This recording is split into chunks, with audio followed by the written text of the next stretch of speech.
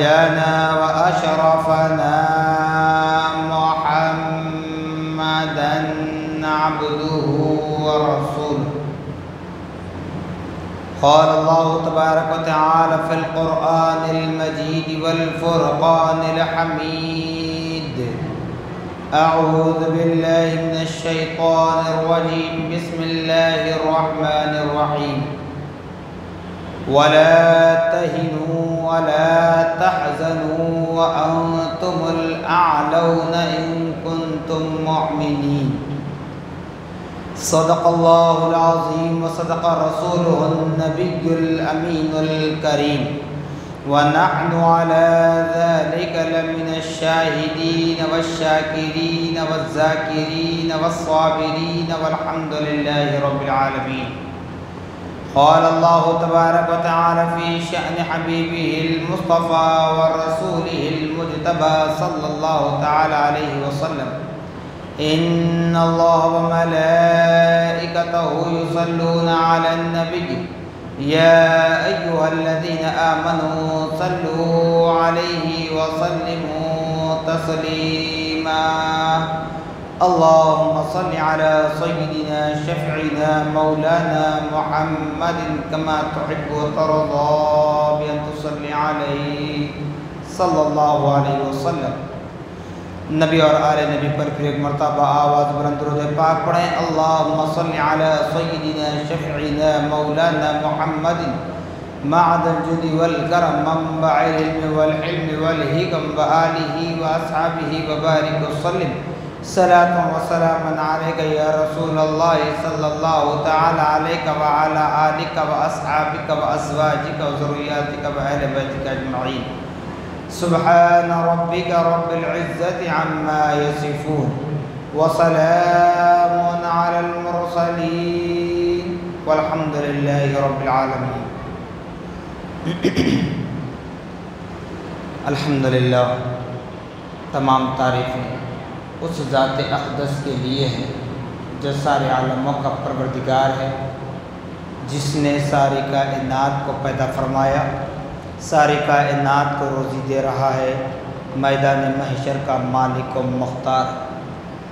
یقیناً اس خدا رب ذوالجلال کا بڑا ہی شکر احسان عظیم ہے کہ اللہ رب العالمین نے ہم اور آپ کو اپنے نبی مکرم رسول محتشم صاحب لولاک باعث تخلیق کائنات فقر موجودات حضور تاجدار مدینہ حضرت محمد مصطفیٰ احمد مجتبیٰ صلی اللہ تعالی علیہ وسلم کی امت بابرکت میں پیدا فرمایا. صاحبو، اللہ پاک نے ہم گنہگاروں کے لیے کم و بیش 1,24,000 انبیاء و رسول علیہم السلام اجمعین کو اس دنیا میں مبعوث فرمایا. پھر سب سے اخیر میں پیارے آقا محمد الرسول اللہ صلی اللہ تعالی علیہ وسلم کی ذات مقدسہ کو بعثت عطا فرمائی. اس پیارے آقا محمد الرسول اللہ صلی اللہ تعالی علیہ وسلم کو اللہ پاک نے اپنا آخری نبی یعنی امام الانبیاء، خاتم الانبیاء، سردار الانبیاء مقرر فرمایا. اور اسی نبی محمد الرسول اللہ صلی اللہ تعالی علیہ وسلم پر خدا رب العالمین نے اپنا آخری کلام یعنی قرآن مجید نازل فرمایا. اس قرآن مقدس میں اللہ پاک ارشاد فرما رہا ہے اپنے ایمان والے بندوں سے مخاطب ہو کر: وَلَا تَهِنُوا وَلَا تَحْزَنُوا وَأَنْتُمُ الْأَعْلَوْنَ إِن كُنتُم مُؤْمِنِينَ. کہ لوگوں خبردار، نہ خوف کھانے کی ضرورت ہے نہ غم کرنے کی ضرورت ہے، اگرچہ کہ تم اپنے طور پر یہ جانتے ہو کہ تم مومن ہو. تو مفسرین اس آیت مبارکہ کے شان نزول کے اعتبار سے تحریر فرماتے ہیں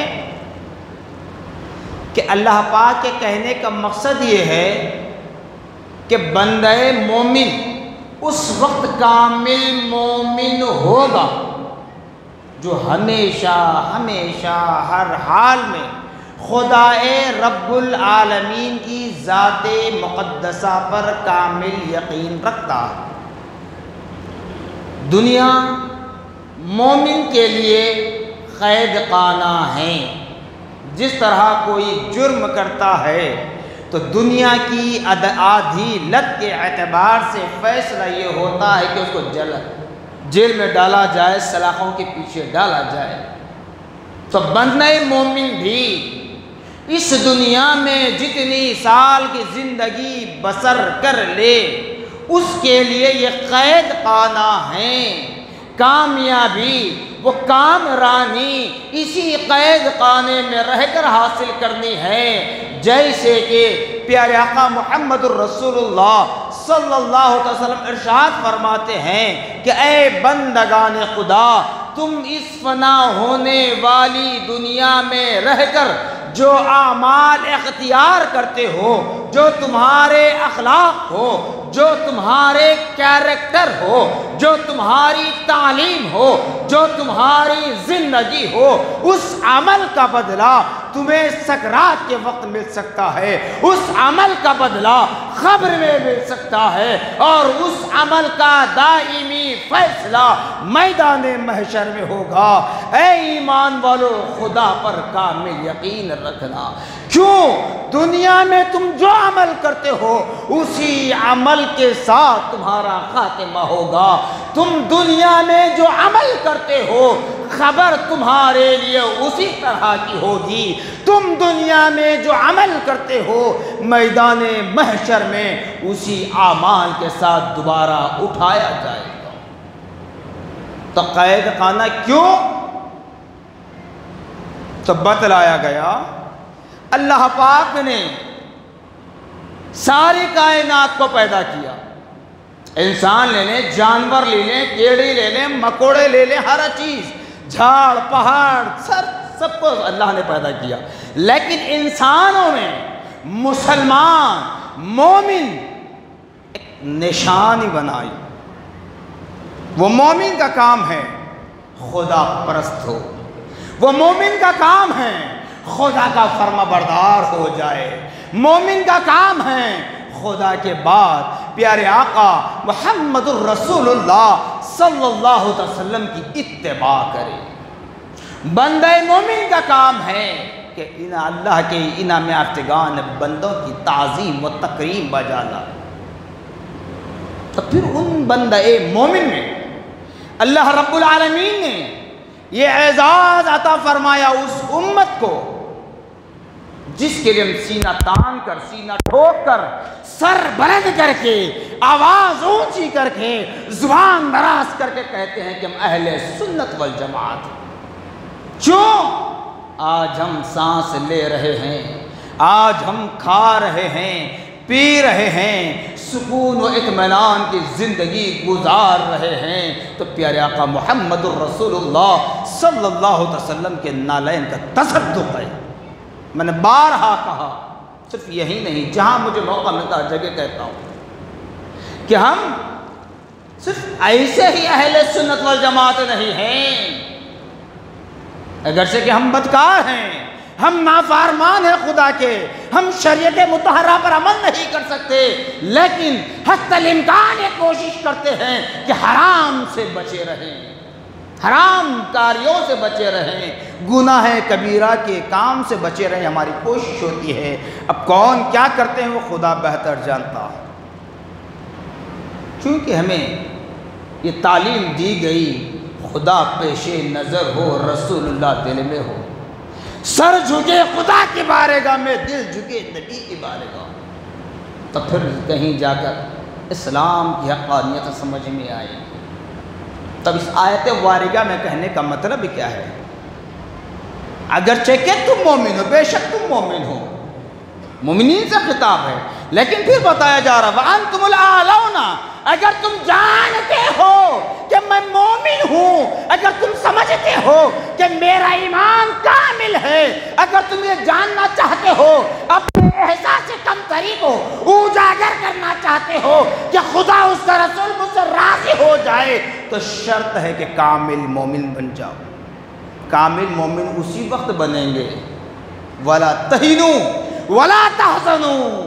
قرآن کہہ رہا ہے اے بندگان خدا، دنیا کے خوف سے خوف زدہ نہیں ہونا۔ دنیا میں تم پر مصیبتیں آئیں گی، مصیبت کے پہاڑ توڑے جائیں گے، اس وقت بھی غم زدہ نہیں ہونا۔ تبھی تو قرآن نے یہی بھی کہا وَلَنَبْلُوَنَّكُمْ بِشَيْءٍ مِّنَ الْخَوْفِ وَالْجُوعِ وَنَقْصٍ مِّنَ الْأَمْوَالِ وَالْأَنفُسِ وَالثَّمَرَاتِ وَبَشِّرِ الصَّابِرِينَ۔ کیا کہہ رہا ہے قرآن؟ اے بندگان خدا، اللہ نے تمہیں پیدا کیا ہے، تمہاری ہر چیز کے ذریعے آزمائے گا، تمہاری ہر چیز کے ذریعے آزمائے گا۔ بتائیے کون ایسا بندہ ہے جو اپنے جسم کے اعضاء صحیح سلامت دیکھنا نہیں چاہتا؟ کسی کا ہاتھ ٹوٹ جائے، کسی کا پیر ٹوٹ جائے، کسی کی آنکھ چلے جائے، کسی کی کانوں میں سننے کی طاقت چلی جائے، کسی کو سوچنے سمجھنے کی صلاحیت چلی جائے، کون چاہتا ہے؟ کوئی نہیں چاہتا۔ ہر کوئی چاہتا ہے کہ مجھے سارے صفات مل جائیں۔ تو یہ ہر چیز نعمت ہے۔ اور اسی طرح جیسے ہم اپنے جسم کے اعضاء سے محبت کرتے ہیں، اسی طرح ہم اپنی ماں سے محبت کرتے ہیں، باپ سے محبت کرتے ہیں، پھر شادی شدہ ہو جائیں تو بیوی سے محبت ہوتی ہے، اولاد پیدا ہو تو اولاد سے محبت ہوتی ہے، مال جمع کرتے ہیں، مال سے محبت ہوتی ہے۔ تو اللہ تعالیٰ یہی فرما رہا ہے جن جن چیزوں سے تم محبت کرتے ہو ان چیزوں کے ذریعے تمہیں آزماؤں گا۔ وَلَنَبْلُوَنَّكُمْ، تمہیں آزمایا جائے گا، بِشَيْءٍ، تم سے جڑی ہوئی چیز، صرف تمہارے جسم سے جڑی ہوئی نہیں، جس سے تم محبت کرتے ہو اس محبت والی چیز کے ذریعے تمہیں آزمایا جائے گا۔ من الخوف، خوف کے ذریعے۔ اب شیطانی وسوسہ ہو یا کوئی غیر تمہارے سامنے حملہ آور ہو، اس عالم میں بھی خدا کی آزمائش ہے۔ اپنے قدموں کو پیچھے نہ ہٹانا اور ہمت نہ ہارنا۔ توکل علی اللہ، خدا کی ذات پر بھروسہ کر لو۔ من الخوف والجوع، پھر اس کے بعد بتایا گیا بھوک اور پیاس کے ذریعے۔ وَنَقْصٍ مِّنَ الْأَمْوَالِ، تمہارے مالوں کے نقصان کے ذریعے اللہ تعالیٰ آزمائے گا۔ وَالْأَنفُسِ وَالثَّمَرَاتِ، تمہارے نفسوں سے تم جو محبت کرتے ہو، تمہاری دل سے جو محبت ہوتی ہے اس محبت کے ذریعے۔ وَالثَّمَرَاتِ، پھل، اب کون سا پھل ہے؟ جو اولاد ہوتی ہے وہ تمہارا پھل ہے۔ اس معصوم اولاد کے ذریعے بھی اللہ تعالیٰ آزمائے گا۔ اسی لیے کبھی اپنی زبان پر شکوہ نہ لانا۔ ضروری نہیں ہے کہ ہر کوئی صحیح سالم پیدا ہو، پیدا ہونے کے بعد جوانی تک رہے، جوان ہونے تک بوڑھاپے تک رہے، بوڑھا ہونے کے بعد بھی اور زندگی چاہے، یہ ضروری نہیں ہے۔ مرضی خدا کی ہے، مرضی خدا کی ہے، وہ جب چاہے، جسے چاہے، جیسے چاہے وہ کچھ دے آزما لے، کچھ نہ دے آزما لے۔ دے کر چھین کر بھی آزمانا اس کا کام ہے، نہ دے کر آزمانا بھی اس کا کام ہے۔ اسی لیے کبھی خدا کی ذات سے امید نہ ہونا۔ جیسے بھی گزشتہ 2 جمعوں سے میں کہتا آ رہا ہوں کہ مسلمان لڑکیاں مرتد ہو رہی ہیں۔ میں نے پہلے کہہ دیا، ہمیشہ کہتا ہوں کہ صرف لڑکیاں نظر آ رہی ہیں۔ جی آپ اگر صحیح تحقیق کریں گے، مرد حضرات بھی ہیں، نوجوان بچے بھی ہیں۔ کئی نوجوان بچے ہیں، میں کہہ رہا ہوں اسی سوشل میڈیا کے اعتبار سے۔ اسی لیے کہا جاتا ہے کہ سکے کے 2 رخ ہوتے ہیں، دونوں طرف دیکھا جائے۔ ہم صرف لڑکیوں کو بول رہے ہیں، لڑکے بھی بہک رہے ہیں۔ لڑکیوں کی محبت میں۔ تو بہرحال اولاد کی صحیح تربیت کریں، خدا کا خوف ان کے دلوں میں بٹھائیں، میدان محشر کا خوف ان کے دلوں میں بٹھائیں، بتلا دیں کہ میدان محشر میں تمہیں ہر چیز کا جواب دینا ہے۔ جیسے قرآن کہتا ہے فَمَن يَعْمَلْ مِثْقَالَ ذَرَّةٍ خَيْرًا يَرَهُ وَمَن يَعْمَلْ مِثْقَالَ ذَرَّةٍ شَرًّا يَرَهُ۔ جو رائی دانے کے برابر نیک عمل کرتا ہے، اللہ پاک فرماتا ہے اس کی نیکی کو میں ضائع نہیں کروں گا، اس کی نیکی کو میں ضائع نہیں کروں گا۔ اگر خدا کی مرضی و منشا کے خلاف کوئی کام ہو، وَمَن يَعْمَلْ مِثْقَالَ ذَرَّةٍ شَرًّا يَرَهُ، اگر کوئی رائی دانے کے برابر برائی کر لے، عالم باعمل ہے، صوفی باصفا ہے، متقی ہے، عابد ہے، زاہد ہے، فلاں ہے، لیکن اس سے کوئی ایسا برا عمل رائی دانے کے برابر سرزد ہو جس سے خدا اس کا رسول ناراض اگر ہو جائے، اللہ پاک فرماتا ہے قیامت کے دن اس کی بھی پکڑ ہوگی، اس کی بھی پکڑ ہوگی۔ تو اس لیے خدا سے ڈرو، دنیا سے نہیں۔ یہ دنیا چند دن کی دنیا ہے، جس کی مثال میں نے گزشتہ جمعہ بتلا دیا کہ یہ مؤذن اقامت کہنے کے بعد امام تکبیر تحریمہ باندھنے میں کتنا وقت لگتا ہے، بس اتنی ہی زندگی انسان کی ہے۔ تو اس لیے اپنے دلوں سے، اپنے دماغوں سے دنیا کے خوف کو نکال دیجئے، میدان محشر کا خوف اپنے دل میں پیدا کیجئے۔ خبر کی وہ اندھیری زندگی کیسے ہوگی، اس کو یاد کیجئے، چونکہ ہم اپنے کاندھوں پر کتنے جنازے اٹھائے، ان ہاتھوں سے کتنے میتوں پر مٹی ڈالا ہم نے قبر میں اتار کر۔ یہ بات میں نے بارہا کہا کہ کون بیٹا ہے جو باپ کی قبر میں جا کر سو جائے؟ کون بیٹا ہے؟ کون بیٹا چاہتا ہے؟ کون بیٹی ہے جو اپنی ماں کی قبر میں سو جائے؟ کون سی بیوی ہے اپنے شوہر کی قبر میں سو جائے؟ کون سا وہ دوست ہے، کون سا وہ بھائی ہے جن کی طاقتوں پر ہم اتراتے ہیں؟ ارے تمہیں تعلیم دی جا رہی ہے کہ تم اللہ سے ڈرو، اللہ سے ڈرو، میدان محشر کا خوف پیدا کرو۔ خبر کی وہ اندھیری زندگی کیسی ہوگی وہ یاد کرو، سکرات کا جو وقت ہوگا اس کو یاد کرو، جب ملک الموت کا فرشتہ آئے گا۔ لیکن ہم ان سب چیزوں سے بے خبر ہیں، بس دنیا میں ہم ایسی زندگی گزار رہے ہیں جیسے کہ ہمیں مرنا نہیں ہے، ہمیں مرنا نہیں ہے۔ یہی کہتے ہیں نا دیکھا جائے گا۔ کیا دیکھو گے؟ ابھی کیا دیکھو گے؟ ابھی کون سا وقت دیکھو گے؟ یہ تو اللہ کا احسان ہے کہ اللہ پاک نے ہمیں صحیح سالم رکھا اب تک۔ نہیں معلوم ہمارے ماں باپ کی دعائیں ہمیں آڑ لے رہی ہے، نہیں معلوم کون سے اللہ والوں کا سایہ ہم پر سایہ فگن ہے، نہیں معلوم نبی محمد الرسول اللہ صلی اللہ علیہ وسلم کی رحمت ہم پر کیسے نازل ہو رہی ہے، نہیں معلوم کہ اللہ تعالی ہم پر کیسا فضل کر رہا ہے۔ ورنہ اگر ہم اپنے اعمال کا جائزہ لیں، محاسبہ کریں، تو ہمارے اعمال کی بدولت خدا کی رحمت ایک لمحے کے لیے بھی ہم پر برس نہیں سکتی، ہم پر نازل نہیں ہو سکتی میرے بھائی۔ اللہ اس کا رسول حاضر و ناظر ہے، حقیقت کہہ رہا ہوں۔ آج تک یہی کہتے ہیں ہم دیکھا جائے گا، بوڑھے ہونے کے بعد دیکھا جائے گا، ابھی جوان ہیں، خون گرم ہے، بال کالے ہیں، بال سفید ہونے کے بعد دیکھا جائے گا، بوڑھے ہونے کے بعد دیکھا جائے گا۔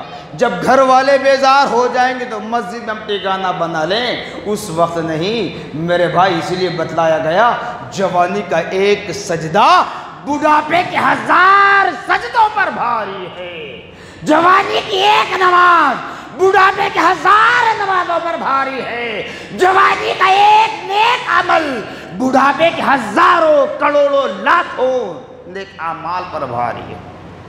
جتنا ہو سکتا ہے اپنے رب کو راضی کرنے کی کوشش کریں، عمر کی کوئی قید نہیں ہے۔ آسان بات آپ کو یہ بتلا دوں، جب ہمارا بچپن تھا تو ہم سنتے تھے کہ انسان 50 سال کراس کرنے کے بعد آفٹر 50 ایئرس وہ بیماریوں میں مبتلا ہوتا تھا، وہ شوگر کا مریض ہوتا تھا، وہ ہارٹ کا پیشنٹ ہوتا تھا. لیکن آج 4-5 سال کے بچے کو شوگر ہے، پیدا ہونے والے بچے کو شوگر ہے، پیدائش سے شوگر ہے. پھر اب کیا دیکھو گے؟ ابھی کیا دیکھو گے؟ اب دیکھنا صرف یہی ہے، ذہنوں میں بٹھا لیں، دیکھنا صرف یہی ہے کہ سکرات کا وقت کیسے گزرے گا، ہماری روح کیسے پرواز ہوگی. اب فکر اس بات کی کرنی ہے، قبر میں جب جائیں گے منکر نکیر آئیں گے تو ان کو ہم کیا جواب دیں گے. کیونکہ آج کا ہمارا نوجوان چاہے کوئی برا مان لے، آج کا ہمارا نوجوان صرف موبائل فون پر چیٹنگ میں لگا ہوا ہے، لیپ ٹاپ پر چیٹنگ میں لگا ہوا ہے، کوئی سسٹم پر بیٹھا ہوا ہے، رات بھر چیٹنگ کر رہے ہیں، انٹرنیٹ کی دنیا میں مرے ہوئے ہیں. خدا را کبھی ہم نے آخرت کی فکر کی؟ سوچا ہم نے کہ اللہ کی کتنی نعمتیں ہمیں مل رہی ہیں؟ میں 2 جمعوں سے جو کہتا آ رہا ہوں اس کا خلاصہ آج بول رہا ہوں. جو کہا میں نے تو آپ لوگوں نے غلط سنا، شاید سمجھا ہوگا کہ ہر برائی کا ذمہ دار مسلمان ہے. ابھی بھی کہہ رہا ہوں مسلمان. کیوں؟ اس وجہ سے اغیار کو کیا معلوم ہے؟ بتائیے، اغیار کو کیا معلوم ہے؟ بڑی ہی ذمہ داری کے ساتھ کہوں گا، جو اغیار اسلام کے نام پر حرف لانے کی کوشش کر رہے ہیں، اسلام کو بدنام کرنے کی کوشش کر رہے ہیں، اگر سچ پوچھے، سچ جان لیں تو ان کو ان کے دھرم کی کتاب نہیں معلوم، ان کو ان کے مذہب کا کلچر نہیں معلوم. اتنی فرصت کہاں کہ تمہاری کتاب کو پڑھا جائے، اتنی فرصت کہاں کہ تمہاری قرآن کو سمجھا جائے. ارے جب مسلمان قرآن کو سمجھ نہیں سکتا، جب مسلمان قرآن کو پڑھ نہیں سکتا تو اغیار کے پاس اتنا وقت کہاں ہے؟ جو طلاق کا معاملہ ہوا، بتائیے، خود قرآن مقدس میں سورۃ طلاق کے نام سے سورہ مکمل ہے، سورۃ طلاق. طلاق کا مقصد کیا ہے؟ طلاق کے وجوہات کیا ہیں؟ جب مسلمان جان نہیں سکے، تعجب ہے. پھر تعجب ہے مسلمانوں کے ایمان پر کہ تم نے قرآن کو نہیں سمجھا، غیروں نے قرآن کو سمجھا. تو مطلب یہی، اسی لیے ہر معاملے میں اپنے علماء، اپنے مشائخین حضرات کو پیش نظر رکھ کر کام کریں. ایسا نہیں کہ خوشی کا موقع ہے تو ان کو بلا لیں دعاؤں کے لیے، ان کو بلا لیں خطبہ نکاح پڑھانے کے لیے. جب معاملہ درمیان میں جھگڑے کا ہو جائے تو پھر ان کے پاس چلے جائیں جو کھڑے رہ کر پیشاب کرتے ہیں. جی اب ہماری قرآن پر فیصلہ کریں گے تو اس کا مطلب یہ ہے کہ تمہیں خدا کا خوف نہیں ہے، تمہیں میدان محشر کا خوف نہیں ہے، صرف دنیا داری کا خوف ہے، دنیا کا خوف ہے. آخری بات بتا رہا ہوں کہ کیوں ایسے نہیں.